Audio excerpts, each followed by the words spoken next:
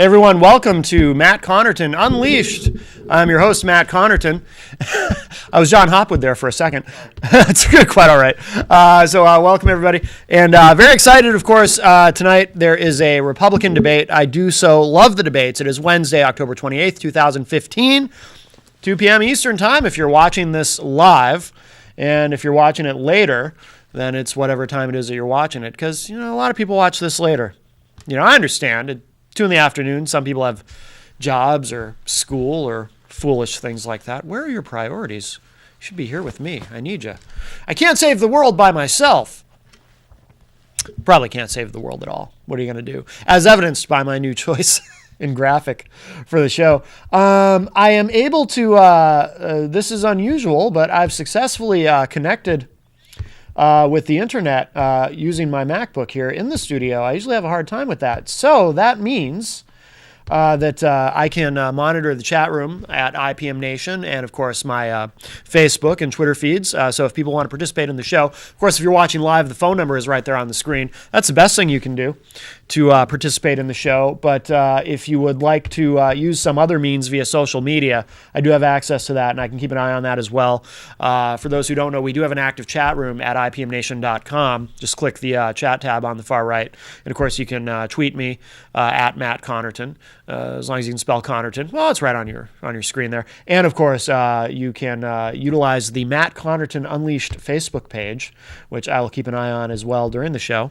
And if you're not watching live, you can't do any of that stuff. So quit your job or quit school or whatever and just watch me. So I'm kidding, of course. We need you to all be productive members of society.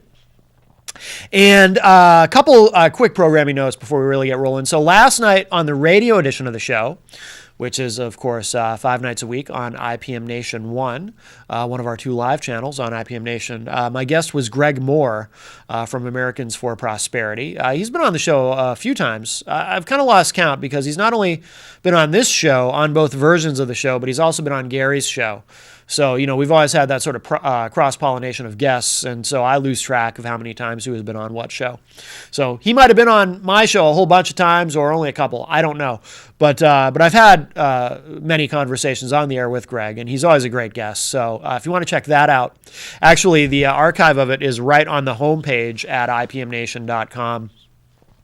We stick our most recent content right there on the homepage, so you can check that out there if you'd like to take a listen. You can stream it, you can download it if you want to save it forever and ever.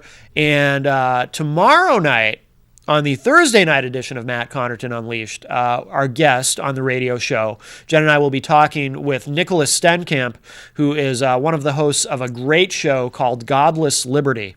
Godless Liberty, if you haven't heard it, it's a program that we currently do carry on IPM Nation. We carry a replay of it Sunday afternoons, and we put it on Sunday because in my twisted little brain, that's funny to have a show with Godless in the title on a Sunday. But it currently airs 1 to 3 on Sunday afternoons. But effective November 21st, Godless Liberty is changing networks and is coming to IPM Nation. Officially, their live broadcasts every Saturday night from 8 to 10 Eastern will be on IPM Nation 1.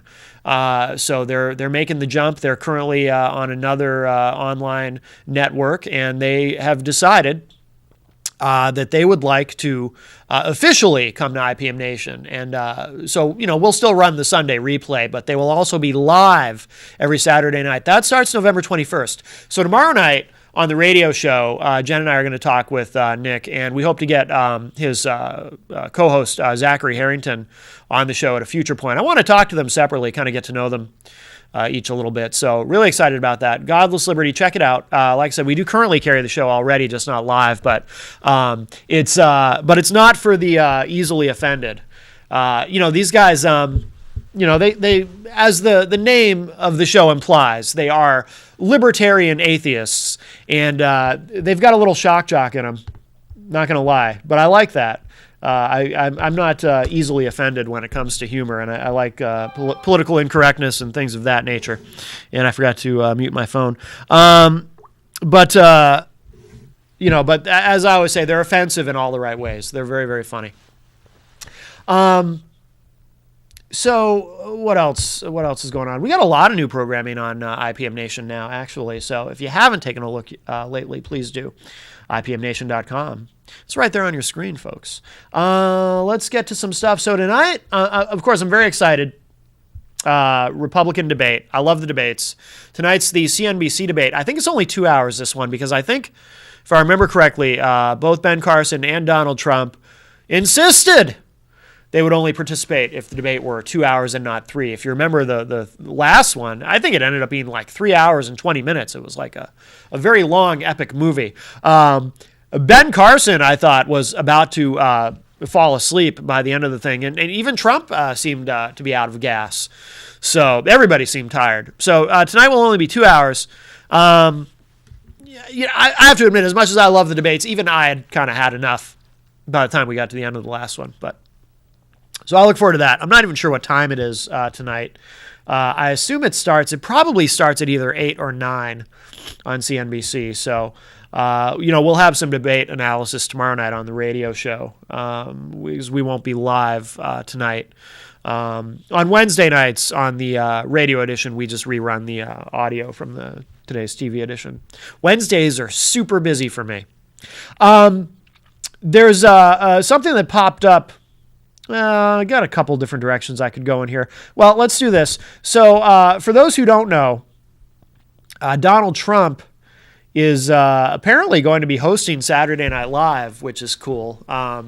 He's no stranger to television, obviously, with The Apprentice, and he continues to be. I've said on this show many times, I feel in watching him very often that it's not really it's not Donald Trump, the real guy, running for president with some of the incendiary things he says. It's more like Donald Trump, the television character, is running for president.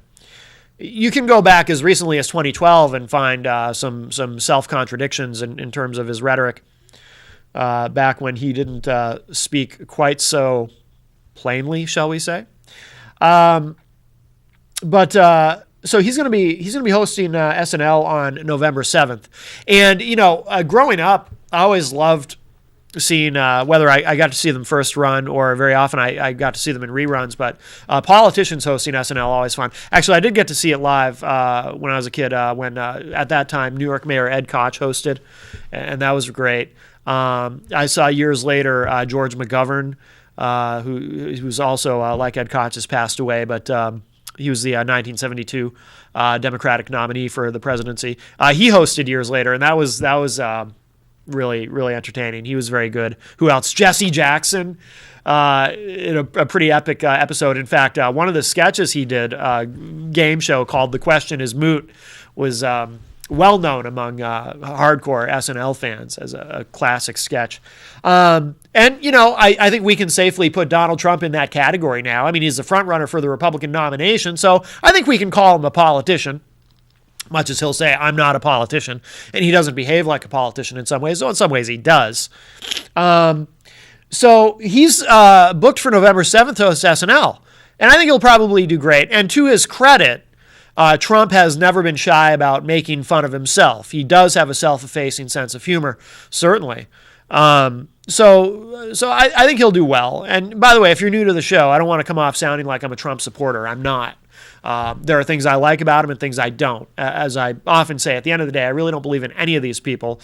And I'll probably vote for whoever the Libertarian candidate is when the time comes. But this popped up, and this went up yesterday, but I didn't see it until this morning on HuffPost. California lawmakers ask NBC to kick Trump off SNL over hateful rhetoric. The California Latino Caucus prefers guest hosts who don't call Mexicans rapists. Interesting. I don't know how much power or influence these people have. Probably not much. But it may. Sometimes when someone who doesn't have a lot of power or influence raises something, it may seem like it's not significant in the moment, but it will snowball. Others will start to pick up on it. And then next thing you know, perhaps you have a chorus of people, some of whom are influential and powerful, echoing that sentiment. And I don't think SNL is going to pull him. But it is important to note that the very same network, NBC, on which Saturday Night Live is on, is the same network that fired Trump from The Apprentice when he made those initial comments and whatnot. And we'll get a little bit more in depth in a moment about the Republican Party and their issues with Latinos in terms of electoral politics. But let me read this quickly. And I didn't even have a chance to pre-read this. I just saw this before we went on the show. But the Associated Press is reporting that Hispanic lawmakers urge SNL to rescind its invitation to bring GOP presidential hopeful Donald Trump on as a guest host on November 7th because he has painted Mexicans in broad strokes as rapists. The California Latino Legislative Caucus wants NBC Universal to kick Donald Trump off of Saturday Night Live. Assemblyman Luis Alejo, Democrat of Salinas, California, the chairman of the 22-member caucus, sent a letter Tuesday on behalf of the group of lawmakers asking the heads of NBC Universal and Comcast Corporation to rescind SNL's invitation to bring Trump on the show on as the show's guest host on November 7th. The letter reads, quote, Saturday Night Live may be a comedy show, but inviting a host that believes the largest ethnic group in the country consists of rapists and criminals with lots of problems is not only wrong, but it makes NBC Universal complicit in demeaning an entire community, unquote. The California Latino Legislative Caucus is the latest of several Hispanic groups that have pounced on SNL and NBC Universal for offering the GOP presidential hopeful a platform, despite his widely criticized comments painting Mexican immigrants in broad strokes as rapists who are bringing drugs and bringing crime to the United States. Now, I digress, as I often do, for a moment. I didn't know, I hadn't seen any of this, these different groups, Latino groups that are lobbying for SNL to boot Trump. Now, to me, because I'm someone who does keep an eye on this stuff, obviously I can't keep track of everything going on. I'm very busy. But if this is the first I'm noticing of this, then chances are that snowball effect that can sometimes happen isn't happening. You know, none of this surprises me that this is going on.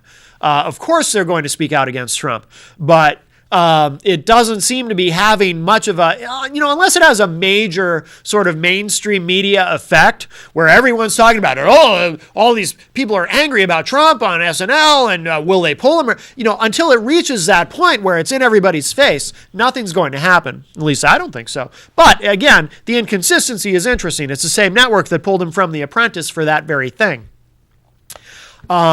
But, you see, you also have to think of it this way. From NBC's point of view, you really do have to deal with these things on a case-by-case basis, right? If you think about it, if you're in the television business or in the radio business or any form of media, you have to make decisions on, you sort of have to do a cost-benefit analysis, really, on a case-by-case basis. So NBC, when they booted Trump from The Apprentice, obviously they made the calculation that the bad publicity was going to cost them more money than the controversy would generate, because that's really the game. Look, nobody makes these decisions for altruistic reasons or some sort of moral or ethical determination that they've made in terms of what they're comfortable. I shouldn't say nobody does that, but I don't think it happens that much in radio and television, right?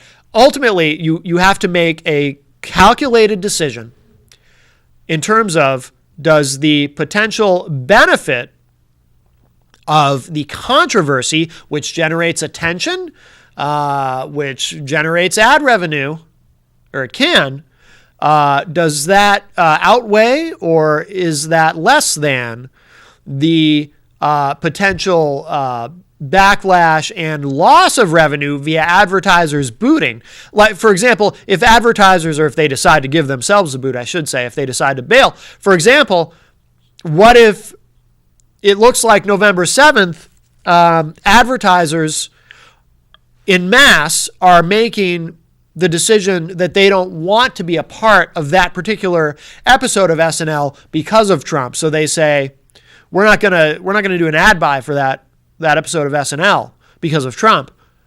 Or does the inverse happen where advertisers en masse are trying to do ad buys because they want to be there because they know whether you like them or not, that is going to be probably the highest rated episode of SNL in the current season. It just is. Even if you don't like SNL, you're going to be curious, right? Everyone's going to be curious. So I'm assuming that that's probably why the inconsistency, why the same network that pulled him from The Apprentice, an extremely successful television franchise, why the same network that would pull him from that show is allowing him to host on November 7th SNL. They've done this cost-benefit analysis, and the controversy, the benefit of the controversy outweighs the potential pitfalls of the controversy. The advocacy group that wrote this letter also said in the letter, quote, "We are appalled that you would enable Trump's hateful speech for nothing more than a ratings ploy and ask that you rescind the SNL invitation," unquote.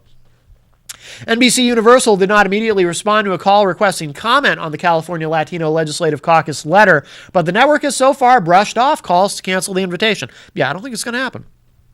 I don't think they're going to cancel. SNL's invitation marks an about-face for NBC Universal, which in June dumped the Miss USA and Miss Universe pageants that it had co-owned with Trump following his controversial remarks about Mexicans. Critics note that SNL has long had a problem with diversity. Only 2 cast members in the show's 4-decade history have been Latino. This is interesting. NPR's TV critic Eric Deggans wrote on Sunday, quote, "If SNL had a better track record of hiring Latino staffers, then perhaps there would be less controversy over Trump's hosting stint, or perhaps it would have thought harder about whether it made sense to bring him on the show at all," unquote.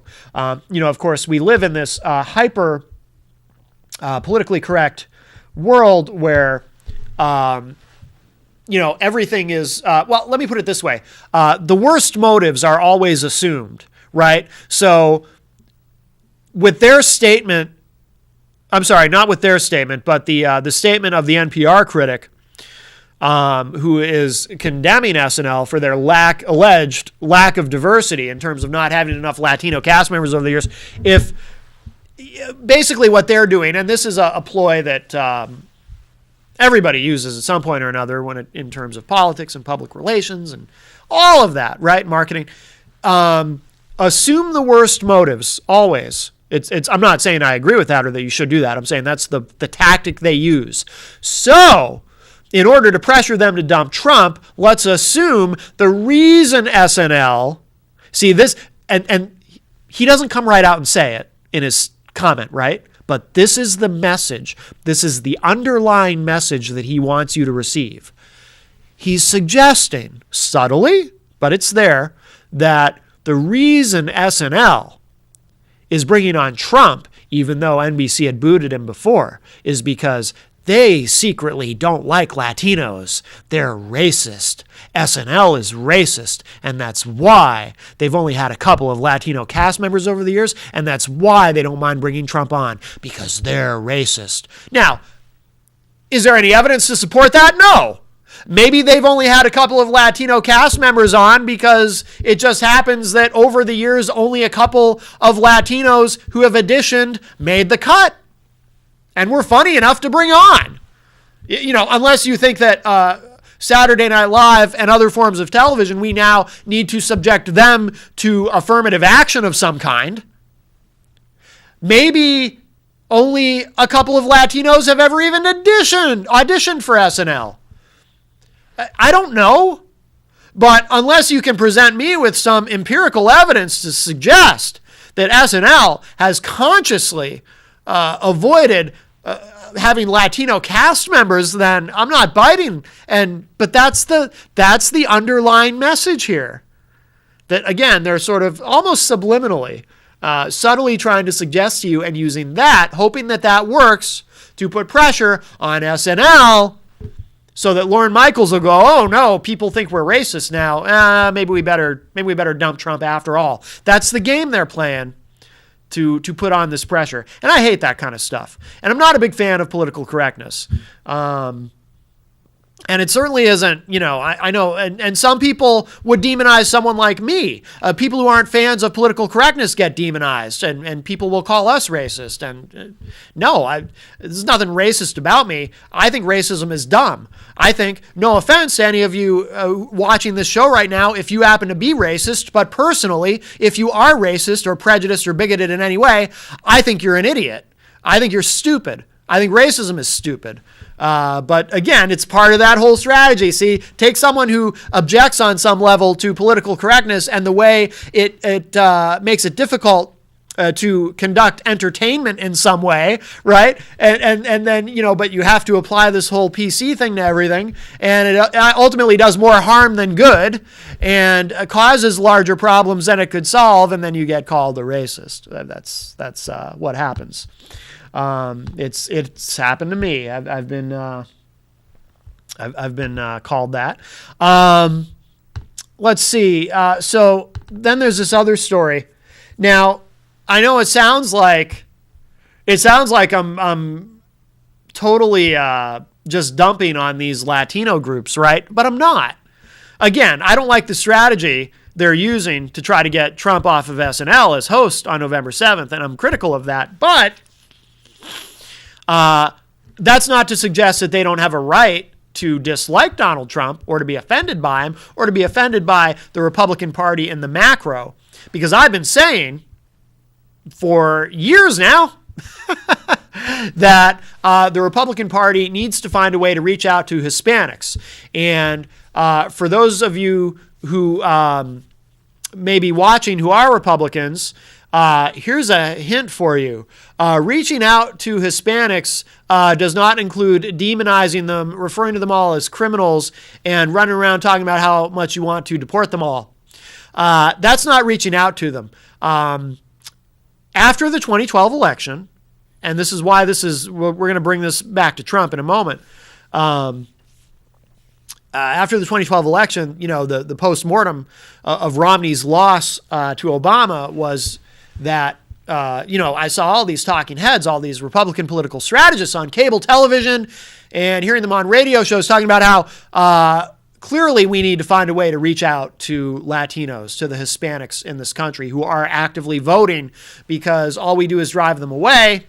And with this terrible rhetoric, and we need to change that, and we need to find a way to fix that, or we're going to lose again in 2016. We're never going to gain back the White House if we continue to offend and demean and demonize the fastest growing demographic in this country.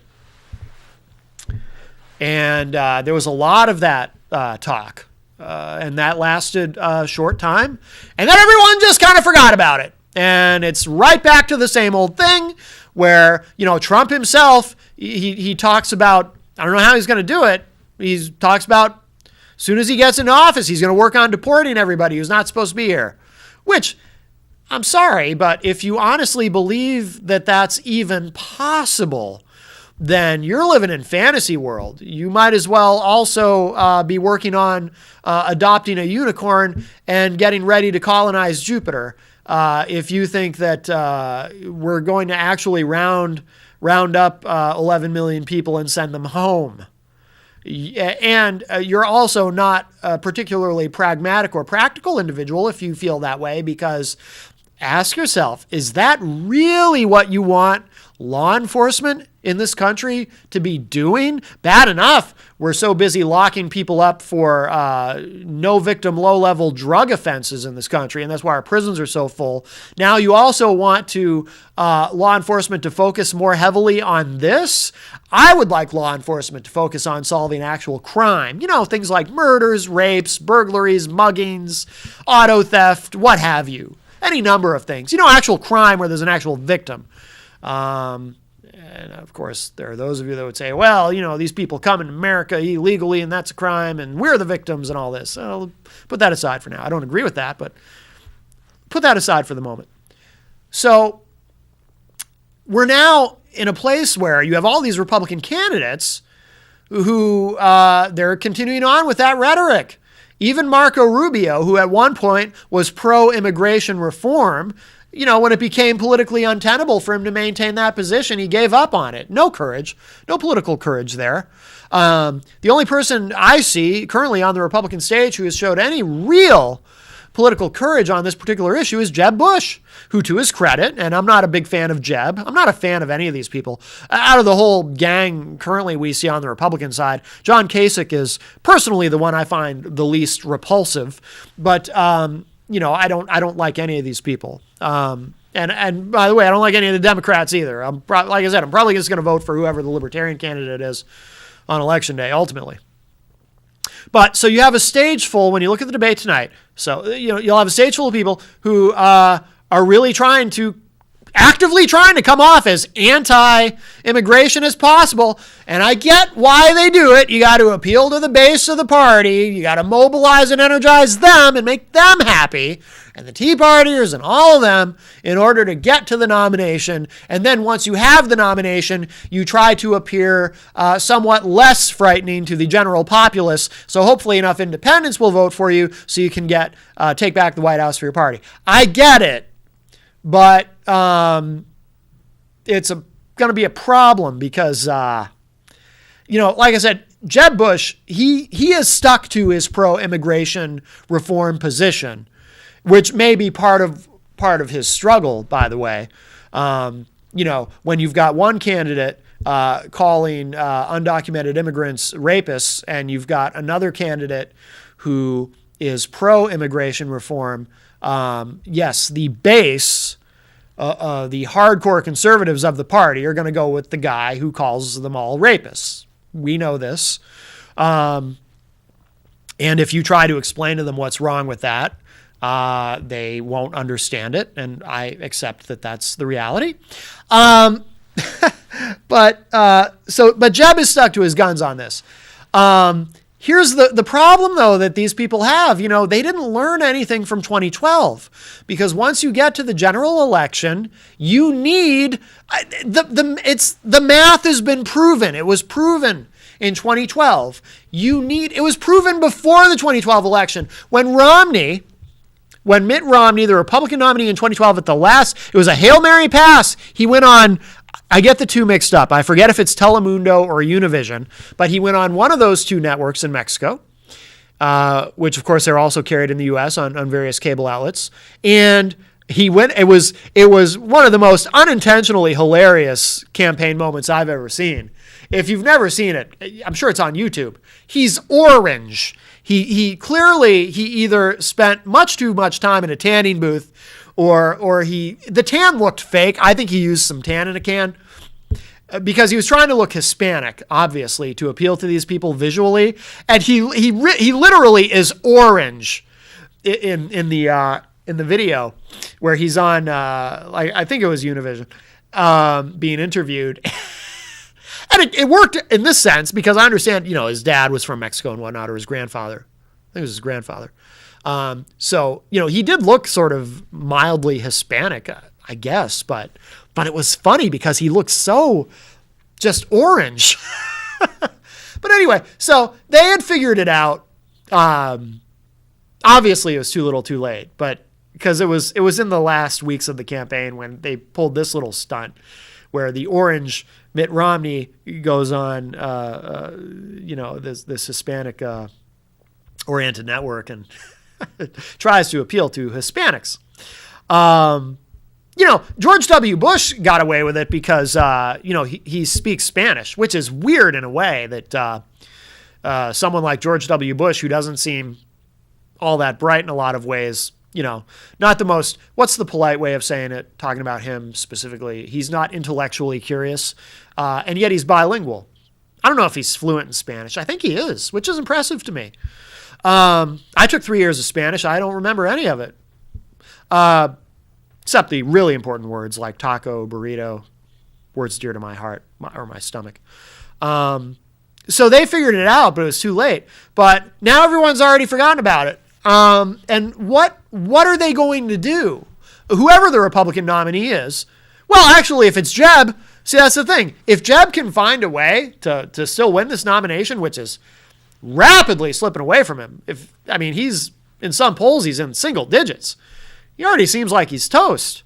But the good news for Jeb is if he finds a way to overcome that and sticks to his guns on immigration while doing it, he could yet win the general election, because he might actually have the Hispanics with him. He might be able to get to the left of Hillary on that one issue and seem credible and win. But this is from, so the AP posted this. Latino GOP groups. Now, let me stop right there. Latino GOP groups. In other words, these are not just Hispanic oriented political action committees or whatever. These are actual Latino Republican organizations that are saying this. They are warning 2016 candidates to stop offending the Hispanic community, which again would seem like common sense. You are not with us now. We will not be with you then. That's the warning. This went up yesterday, Dateline Boulder, Colorado. On the eve of the third Republican presidential debate, an unprecedented gathering of 24 top Hispanic conservative groups issued a stern warning to all candidates. Refrain from engaging in incendiary rhetoric on the campaign trail, or we'll refuse to support you in your bid for the White House. The meeting, held less than a mile from the site of the debate at the University of Colorado's Boulder campus, was organized by the American Principles Project Latino Partnership. It was also attended by leaders from other grassroots groups, including the Latino Coalition, Hispanic Leadership Fund, and the National Hispanic Christian Leadership Conference, all key groups engaged in building support for Republicans among the Latino community. So again, these are Republican groups, okay? Because I know that part of the strategy of the anti-immigration reform crowd, the anti-amnesty crowd, because if you are like, say, someone like Jeb Bush and you propose any sort of immigration reform that doesn't include deporting people, any kind of a path to citizenship, you are automatically tagged and demonized as being pro-amnesty. They've taken the word amnesty and twisted what it means. Very effectively, people buy into it. It works. It's politically, it's smart in terms of energizing the base, right? But these groups, these are Republicans. These are Republican Hispanics saying this. Why don't you see what we see? We as Republicans can't take back the White House if you're going to continue to demonize us, Latino Republicans. Officials present said that no campaign or party has spurred the meeting, but rather conservative activists desired to come off the sidelines to condemn inflammatory rhetoric about the Hispanic community, a key demographic in the swing state of Colorado. Alfonso Aguilar, head of the American Principles Project's Latino Partnership, said, quote, "We want candidates to know we're monitoring your language, we are monitoring what you propose, and we're going to hold you accountable," unquote. Rosario Marin, former treasurer of the United States under President George W. Bush, put it much more bluntly. He said, quote, "Heed our warning. Don't expect us to come to your side during the general election. You are not with us now. We will not be with you then. You don't need our vote now, and you won't have it then. You insult us now. We will be deaf to you then. You take us for granted now. We will not recognize you then," unquote. Quick sidebar. What the Republican Party does, I would argue, is not so much taking them for granted as it is just basically spitting in their faces. Now, the Democratic Party takes them for granted, and that could backfire on them long term, but it certainly isn't going to backfire on them short term as long as the Republican Party continues to actively spit in their faces. Although she did not refer to him by name, Marin, who supports former Florida Governor Jeb Bush, no surprise, made clear her remarks were directed at businessman Donald Trump, whose rhetoric about Hispanics has worried GOP officials. She added, quote, "We have not worked on behalf of this party for decades, only to see our community work undone by the divisiveness of some candidates. I will not name names, but one in particular has earned my absolute disgust and contempt. I will not dirty my mouth by pronouncing his name. In fact, grouping him as a candidate is an insult to the serious candidates we have in this primary," unquote. The group of Hispanic leaders, which included small business owners, working moms, and veterans, also discussed the rhetoric and proposals of other candidates in the 2016 presidential race, including Texas Senator Ted Cruz, Senator Lindsey Graham of South Carolina, and Jeb Bush. But the activists made clear their ultimatum was directed at only one candidate who continues to poll well in the race for the GOP nomination. Aguilar said, quote, "At this point, I think we've been very clear that we are not going to endorse or attack any candidate besides Trump. If we don't see a course correction, then I think we may start naming other names," unquote. The groups plan to meet again in December ahead of the Republican debate in Las Vegas, where they'll gauge the state of the race once more. Democrats, however, panned the effort to isolate Trump as an objection grounded more in style rather than substance. Eric Walker, a spokesman for the DNC, compared the real estate mogul's record on immigration to that of his rivals for the GOP nomination. Saying, quote, "Whether it's Donald Trump, Marco Rubio, who abandoned the bipartisan immigration bill and voted to target immigrants just last week, or Jeb Bush, who slurs the children born to undocumented immigrants, all of the Republican candidates will be a disaster for Latino families, not to mention their economic policies, which would hurt Latino communities," unquote. And like I said, Jeb, one of two people who I think, if he manages to win the Republican nomination, against all odds, if you look at polling data right now, he will be inoculated on this issue in terms of, well, maybe, in terms of being able to win the general election. He's not going to have Hispanics mad at him. Now, of course, the danger there is the one other thing that can go wrong for him is if conservatives are so disgusted with him over that one issue that they don't show up on election day at all. Because there's always that too. You've got to weigh that, okay, on the one hand, you want to be able to appeal to moderates and independents, maybe try to peel off some, maybe you can peel off some more conservative-minded Democrats. You used to hear the term Reagan Democrats. You don't hear that as much anymore, but maybe you can even peel off some of those people to win. But if at the same time you've alienated your own base, they might just stay home, which is self-defeating, because then if they stay home, they've thrown the election to the less desirable candidate just because, it's really if you stay home on election day because your own nominee of your own party has alienated you enough that you just don't even want to bother, that's really, you're cutting your nose off to spite your face. It's that kind of thing, but a lot of people don't get that, and they will stay home. So there's always that risk too.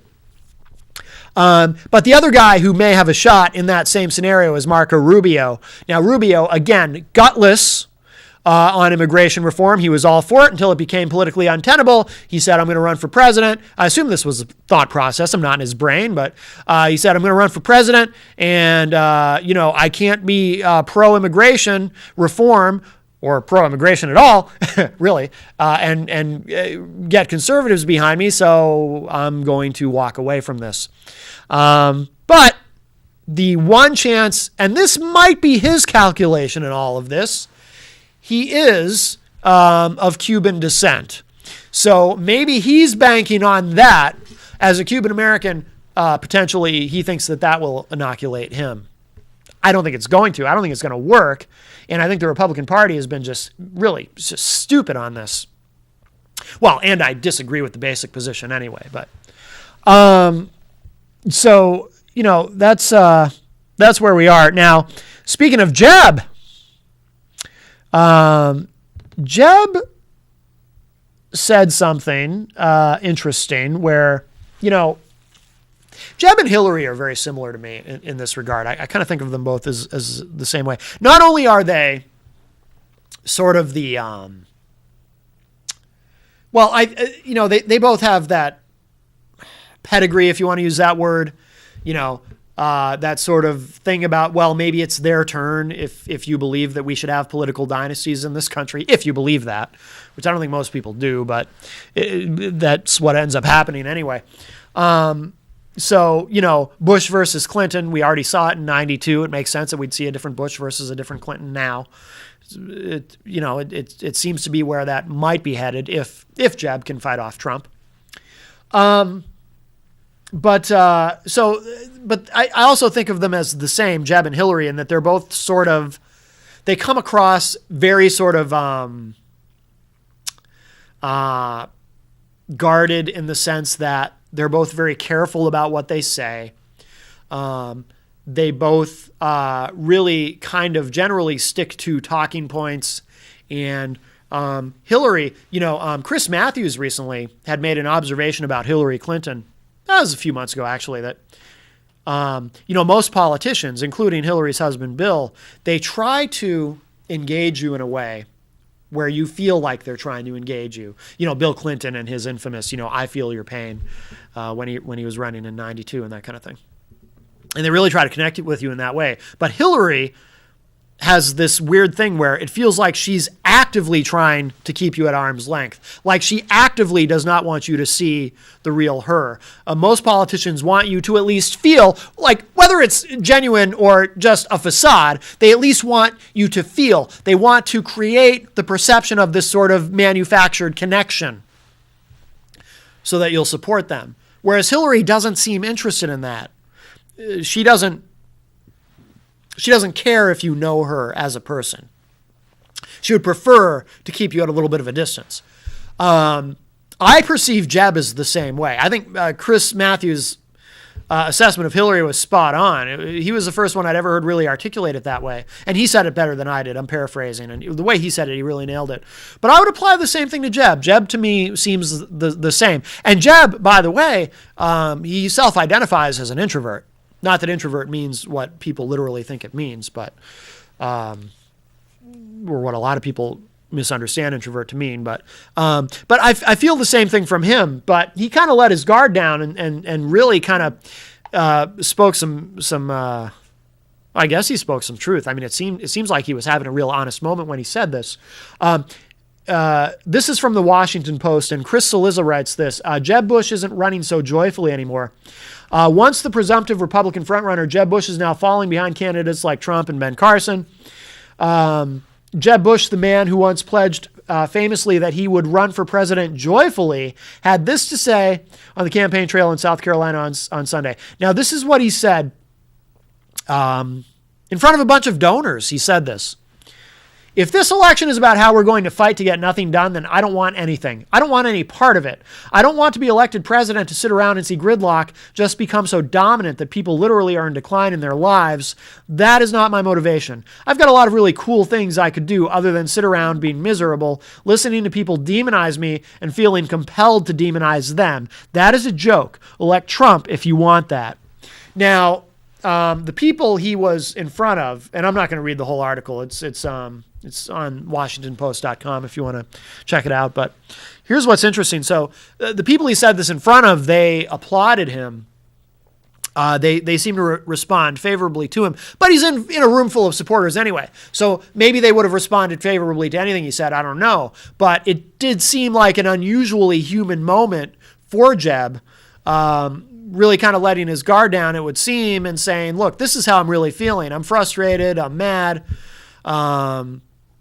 But of course, then you have to question his motivation in feeling frustrated and mad. Is he feeling frustrated and mad because he feels that, that Trump is an interloper who's trying to do to him what Obama did to Hillary in 2008, rain on his parade and steal this from him?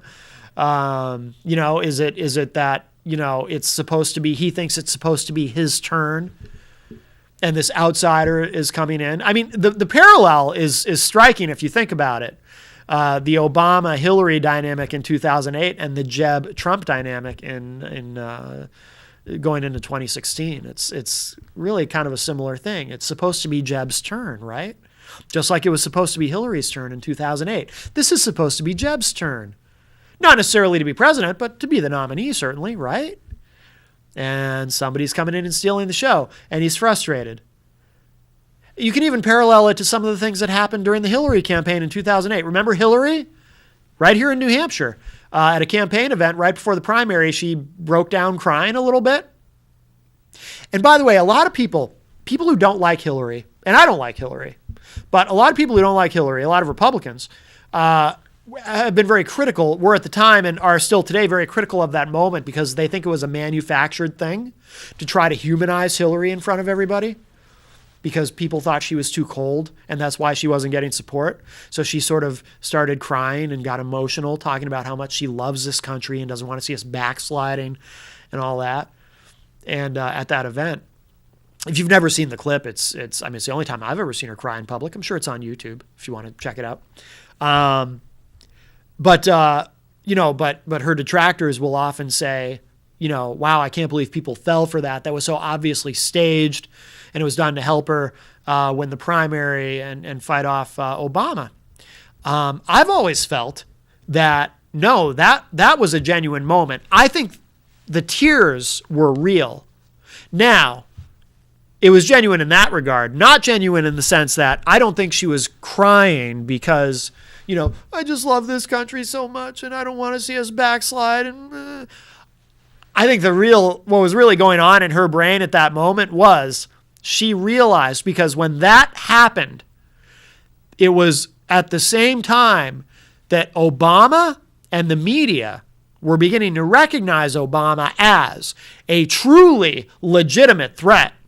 Like Trump, here's another parallel. Like Trump, when Obama first got in to the race in 2008, he was considered a novelty, just like Trump was when he first got in 2015. Obama was considered, we have a shot at having the first black president. That's interesting. He's cool. He's interesting. He's very charismatic. He's got a certain magnetism about him. A lot of that. Some of Obama's detractors try to say he just came out of nowhere. Ooh, who is he really? He's really a secret Kenyan-born Muslim terrorist who the Democrats recruited to run for president. He didn't really come out of nowhere.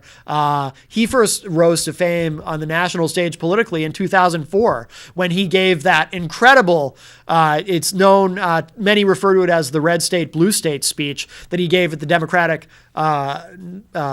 Democratic National Convention in 2004 when they nominated John Kerry. It's a killer speech. That was his real rise to prominence on the national stage. But he was seen as a novelty. Okay, he's interesting. He's cool. We like him. He's got a big future. He's not going to be the nominee. It's Hillary's turn. And then what happened? The novelty candidate, who no one took seriously, showed up and stole the show. And now we see the same thing happening to Jeb. It's his turn. And it almost happened again to Hillary if Biden had gotten in. I truly believe Biden would have stolen the show.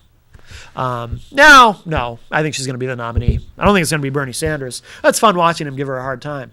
But now we see the same thing happening to Jeb. And I think what happened the other day when Jeb made those comments that I just read to you, he was sort of having a similar moment to the moment that Hillary had when she broke down crying, where he's showing us his frustration, regardless of what you think of his motivation. Because I don't look at Jeb Bush and think, oh, he wants to be president because he loves this country so much and he wants to be the one to save us. And no, he's just like Hillary. He's the male Republican version of Hillary Clinton. It's his turn. This is owed to him. That's why he thinks he can get away with saying stupid things, like the last debate where he credited his brother, George W., with keeping America safe. My brother kept us safe. Oh, yeah, your brother kept us safe. Tell that to the families of the 3,000 people who were killed in New York City on the day that 9/11 happened. Tell them about how your brother kept us safe. It's asinine. He didn't even have the presence of mind to say, granted, this might have been, I don't remember, maybe it was toward the end of the debate where everybody on that stage was clearly exhausted. He didn't even have the presence of mind to say, my brother kept us safe in the days following 9/11. He just said, my brother kept us safe. Your brother didn't keep us safe. Your brother, there's evidence to suggest, they knew something bad was about to happen. I don't mean in a conspiratorial way that they were in on it, but they knew, that memo that's been talked about publicly at a hearing that famously landed on Condoleezza Rice's desk saying, Osama bin Laden's probably going to fly some planes into some buildings soon. Yeah, he kept us safe, sure. And tell that to families who've lost brave men and women who got sent over to Iraq or Afghanistan to fight these BS wars that have nothing to do with 9/11, that have a number of other nefarious motivations. You tell those families how your brother kept us safe. But I think this was a human moment where he expressed his frustration, and I don't think his heart's in it. And I think this is a prediction.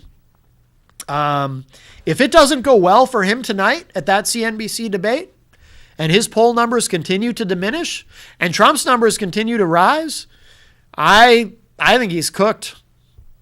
I think this is Jeb's last shot, and I think he knows it, and his donors know it.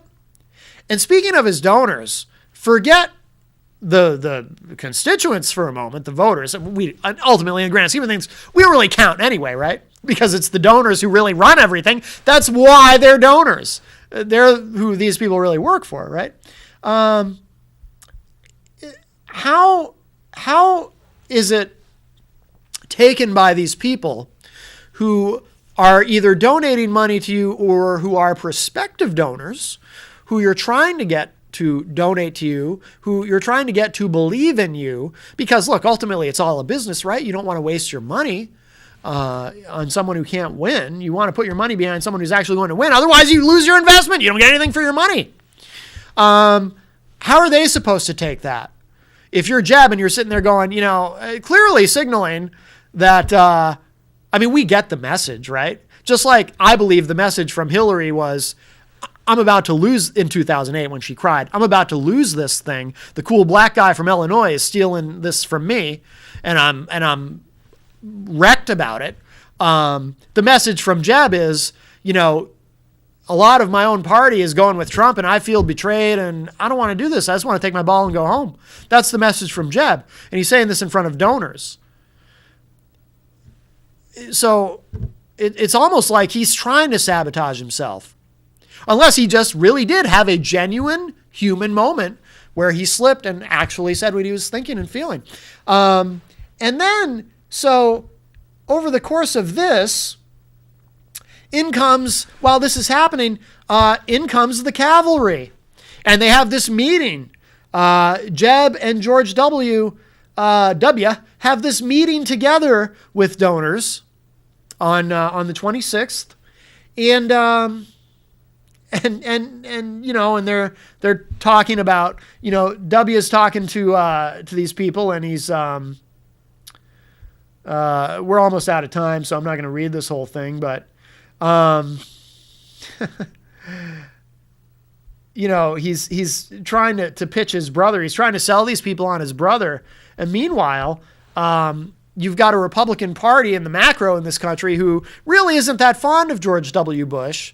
And then but again, he calls in the cavalry though. He thinks he can bring in W and his dad, by the way, George H.W. Bush. There's a picture going around online of the three of them from this meeting standing outside together. The three of them. You've got Jeb with his brother and his dad. And his dad looks great, by the way. I know he's had some health issues and he's been in a wheelchair recently, but in the picture he's standing up and he looks good. I think is he 90 now? He looks like he's doing well. So good for him. But how does that look to donors when, it's one thing to bring in his dad, but when you're bringing in W, someone who shortly after winning re-election in 2004, within a year of his second term, his poll numbers were in the basement and stayed there. And you're bringing in him to tell people what a great president you're going to be. Oh my God. I think that's the wrong move. I don't know what they thought they were going to accomplish with that, but it's almost like, he's sabotaging himself. Maybe he really doesn't want to be president. I don't know. Maybe he's looking for the exit, but he needs to try to look like he's not looking for the exit. So I don't know. We have a couple minutes left just before we have to wrap up. I never get to everything that I want to get to. Hillary, by the way, again, I think Bernie Sanders is probably going to win New Hampshire. I don't think long term, though. I don't think he's a threat to Hillary. I do believe at this point, I know at one point I was saying Hillary I thought was cooked, but I also believed until last week that Joe Biden was getting in. I was convinced Biden was getting in. No, I now believe Hillary will be the nominee. And by the way, the Benghazi hearings, this latest 11-hour marathon they did with her, I think really backfired on the Republicans. And I just say that as an objective political analysis. I'm not taking Hillary's side. I'm just saying she handled it well. You know, she didn't crack, she didn't yell. She didn't make any comments that could be taken out of context ad nauseum later, like, you know, the what difference does it make, which is something she said in a previous hearing, which, again, Republicans have taken out of context over and over again. And they've been very smart about it. She kind of handed them a gift with that. Because she was not saying, when she said that before, she was not saying what difference does it make that Ambassador Stevens died and these other people died on that day. She was referring to a very specific detail that she didn't want to keep wrangling over with this one Republican congressman who was questioning her. But that's been twisted, and, you know, that's what happens in politics. And both sides do it, Republicans and Democrats both. But I think this last Benghazi hearing really kind of backfired on the Republicans, and it benefited her because she hung in there 11 hours. She must have been exhausted. They must have been exhausted. But you know, she hung in. She did well. No major gaffes, nothing that I'm aware of. So, you know, I think that actually helped her. And her poll numbers have increased, at least in some areas since then.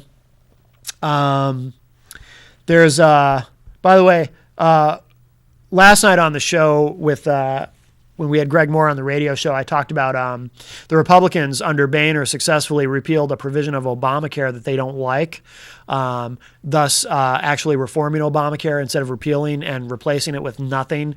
And I went into that in depth last night if you want to go back and check it out. It's right on the homepage of IPM Nation. But we are out of time. So again, thank you all for watching today. And like I said, I know a lot of you will be viewing this later on. So the debate is tonight on CNBC. Jen and I will certainly be watching, and then we'll have some analysis of that tomorrow night on the radio edition of Unleashed, Thursday night at 11 Eastern on IPM Nation. And we will also be chatting with Nicholas Stenkamp, one of the hosts of Godless Liberty, which is coming officially to IPM Nation on November 21st, live every Saturday night. So we're excited to talk to Nick. So we'll do that. We'll do some debate analysis. We'll talk about whatever else comes up. If you are watching live on Wednesday, I will be back at 6 with the Honorable Gary S. Hopper for Rock, Paper, Hand Grenades. And until then, I will talk at y'all later. Thanks, everybody.